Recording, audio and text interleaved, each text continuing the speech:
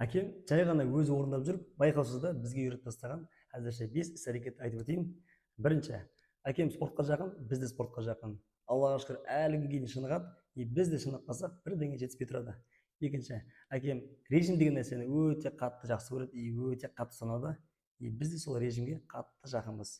Үшінші, әкем таң намазынан кейін строго 2 или 3 сағат кітап оқиды. Мен де осы Аллаға шүкір, осы Алматыға келгелі сол әдетті қалыптастырып отырмын. Төртінші, әкем 19-20 жасынан бері бүткіл өмірін, жұмысын барлығын дәптерге, қағазға түсіреді, яғни өз-өзіне есеп береді.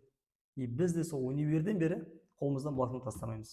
Бесінші, 40 жасына дейін тоқтаусыз әртүрлі бизнестерді ашып, көріп, ізденісін тоқтатпады. Мен де 30 жасыма дейін бір рет болсын ізденісін тоқтатпадым. Аллаға шүкір, осындай дініне бекем, ісіне адал әкеміз тұрғанда біз қайда барамыз?